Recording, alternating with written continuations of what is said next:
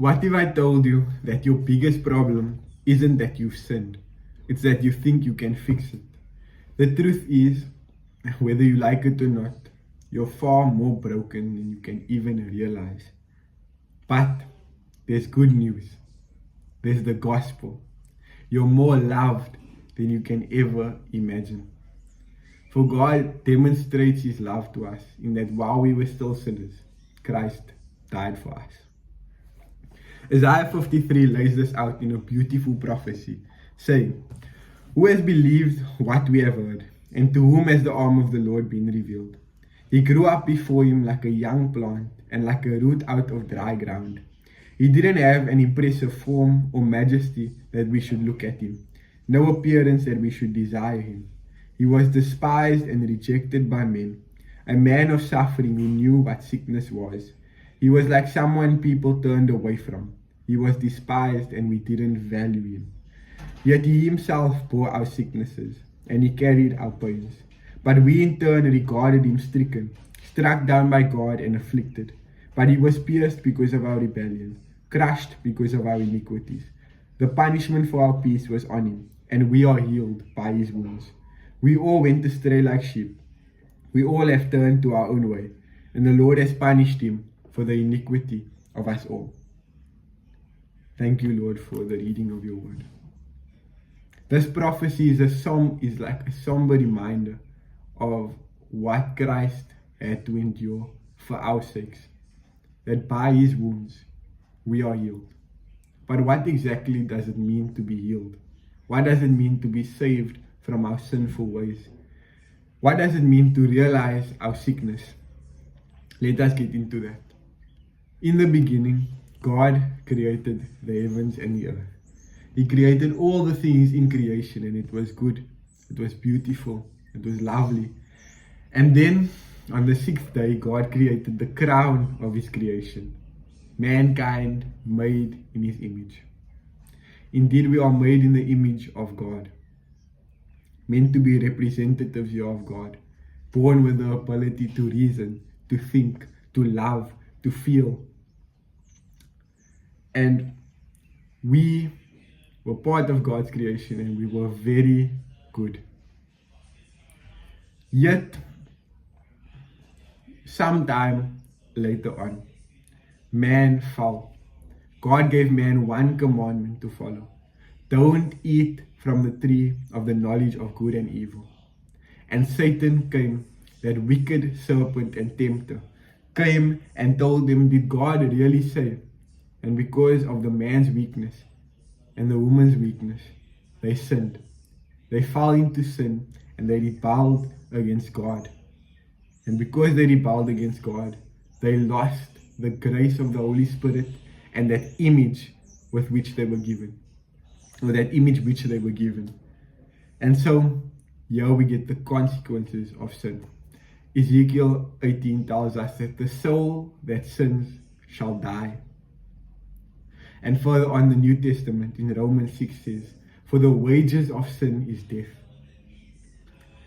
When we sinned against God, we were separated from the grace of the Holy Spirit. Being separated from the grace of the Holy Spirit, we no longer had life within us. And because we no longer had life within us, the penalty of our sin was death. Indeed, we were falling into sin because we didn't have that grace. So now we became wicked. We turned away from God. We went over our own natural affections. We became like beasts. And you see it today, whether you like it or not, in yourself and in others. Not to judge, but in ourselves, we see wickedness. We see evil. We see resentment. This is the loss of the grace of the Holy Spirit. And eventually it will go to death. But yet, God didn't want to leave us in this state. His divine overcoming love led him to save us. And this is where the beauty of the gospel comes in. The Lord, our God, becomes a man. And that grace of the Holy Spirit that we once lost is now united to man. And now man can again search after God. Now we don't have to be stuck in sin because that grace of the Holy Spirit can dwell in us because of our Lord Jesus Christ. And so, when we look at our sinfulness and we see that it leads to death, we see our Lord Jesus Christ, who unites himself to man so that we can re-establish the grace of God in our lives. But even furthermore, Jesus Christ suffers the punishment that we are supposed to suffer. Our Lord Jesus Christ is beaten, bruised, rejected, mocked, beaten, and on the cross, he cries the cry of mankind because of sinfulness. My God, why have you forsaken me? This wasn't to say that the Father forsook the Son, but this was to say that Christ fully identified, even though he was God, with mankind's pain and anguish. And then he gives up the spirit and he says, Father, into your hands I commit my spirit.